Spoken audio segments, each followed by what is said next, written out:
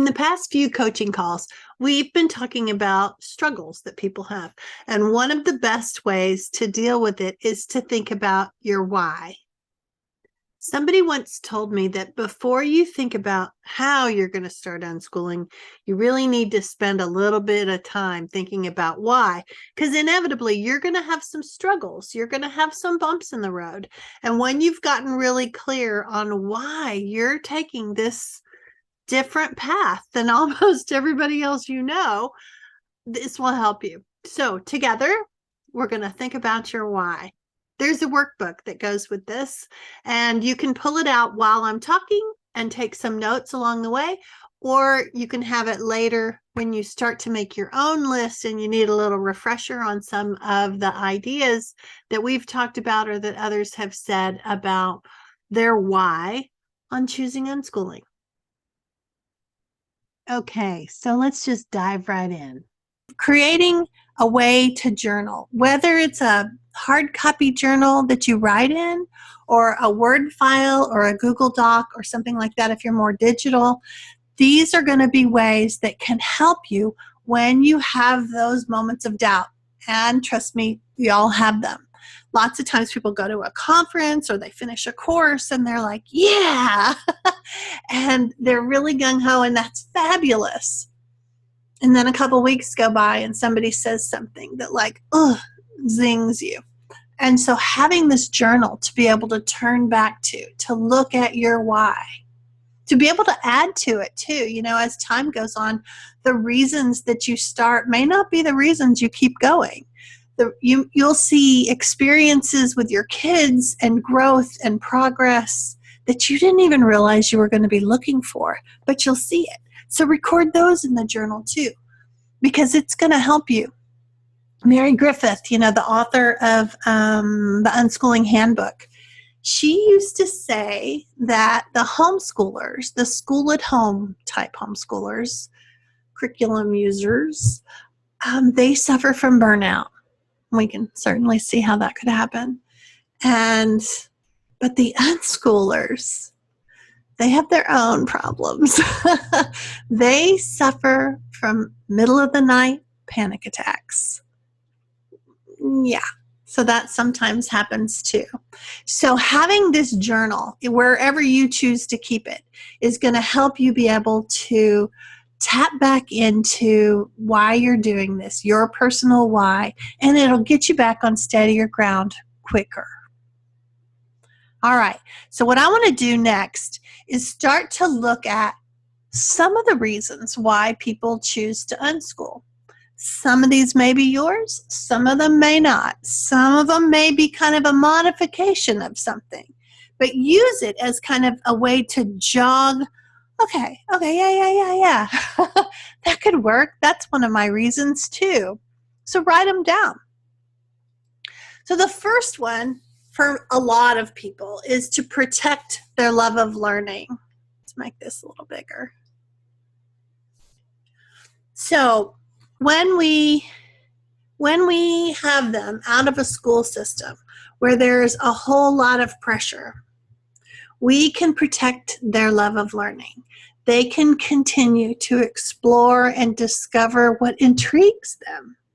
They're not having to have their choices inhibited or guided really strongly. A child that's not interested in bugs does not want to do this, so don't make them. But a child that can't get enough of the bugs, then it's perfect, right? So you'll let them explore. Their natural curiosities are going to be fueled, and you'll be able to help them find amusing opportunities and fun experiences to learn and grow. All you've got to do is look at their face, and you can see, oh, let's go more in that direction, because they are intrigued. All right? The next one is about avoiding conformity. By not participating in the school system or even in curriculum, your child misses two of those big lessons. It's a good thing. They miss intellectual conformity and social conformity.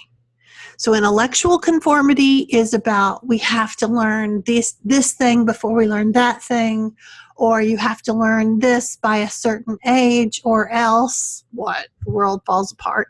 No. Quickly, and we can talk more about it in one of the later modules about curriculum and about expectations, but just a little bit about intellectual conformity, this idea that kids have to learn to read by the age of 7, I think is what the schools are saying now, isn't applicable for us, because there are so many ways to gain information. It doesn't have to all be by reading. Reading in itself is just a tool to gain more information. And yes, we have to know how to use the tool, but we don't stop learning while we're waiting to learn the tool, right? So intellectual conformity is that thinking that we have in our head that these things have to happen first. So we'll talk some more about that. And social conformity is obvious.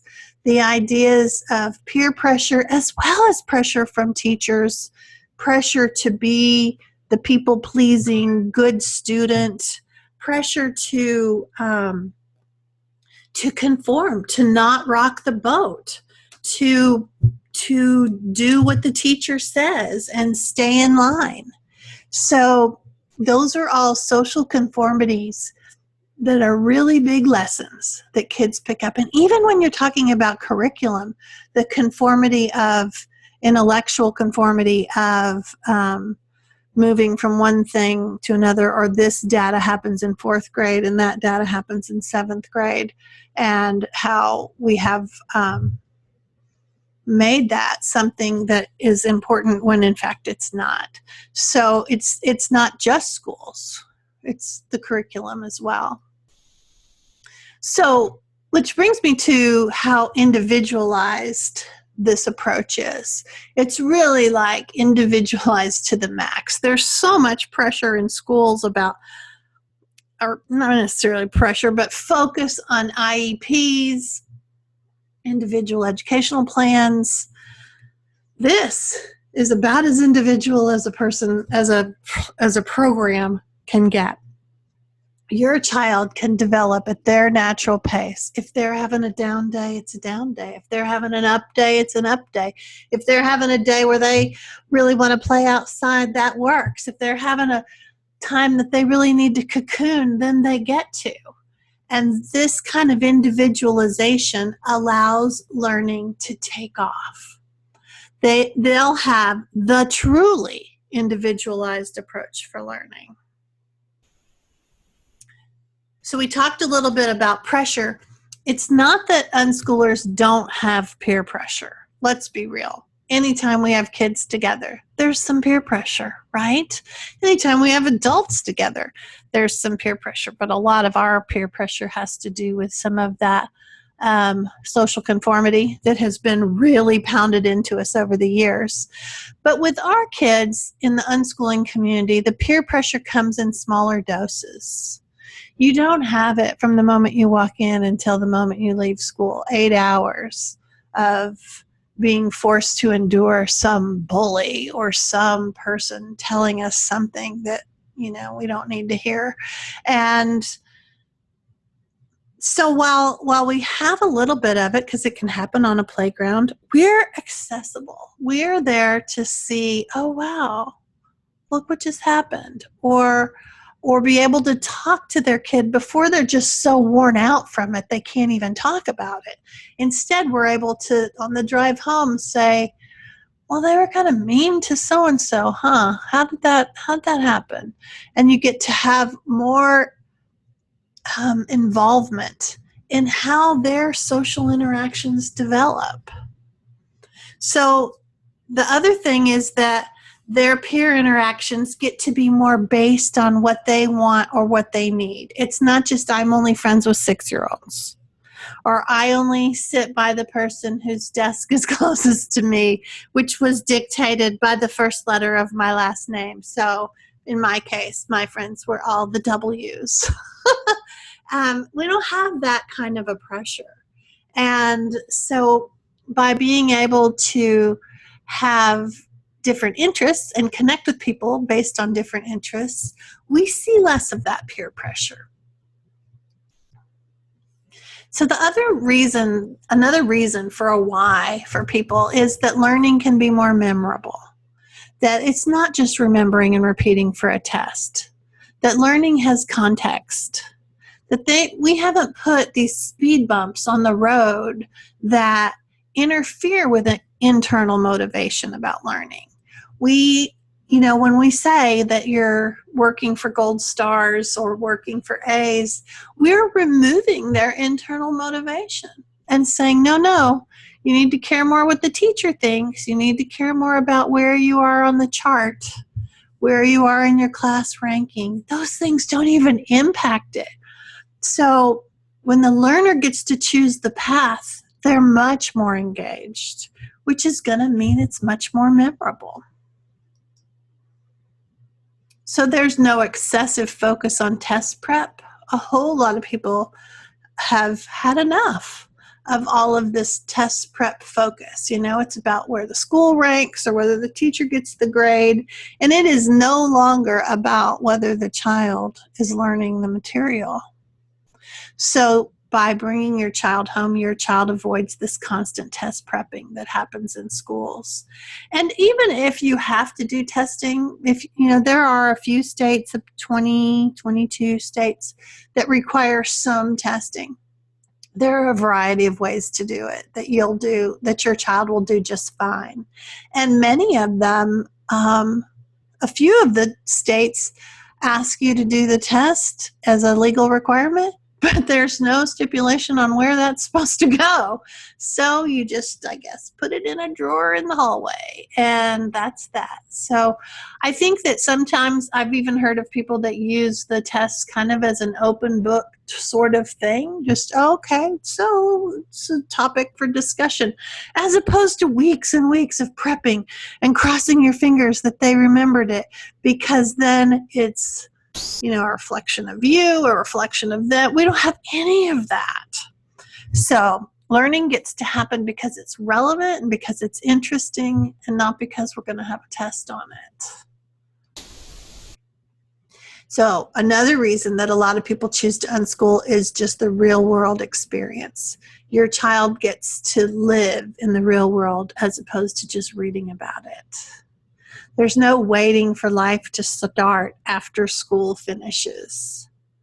And you have this flexibility of your calendar. Your travel schedule doesn't have to work around the school calendar.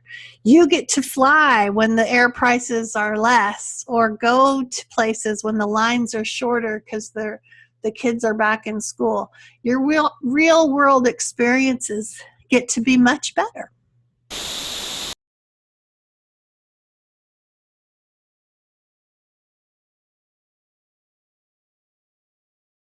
And one of the biggies for unschooling families is an improvement in the relationships. We can make relationships our priority. So there's less rushing around and pushing them to comply and conform. And your relationship with your child can be a lot deeper and a lot richer because you have all these shared experiences with them. So it's another reason for your why. If you're looking for more, why am I doing this? So you want to just think about it. What's your why? And keep adding to the list. And getting clarity is going to help you strengthen your foundation. It's going to get you out of those dark spots quicker. It's going to be the difference between when you are struggling, or somebody is critical, or something isn't going like the story in your head, like how you thought it was going to be. It's going to move you out of that much quicker. And remember, everybody's list is unique, just like all the family members are unique.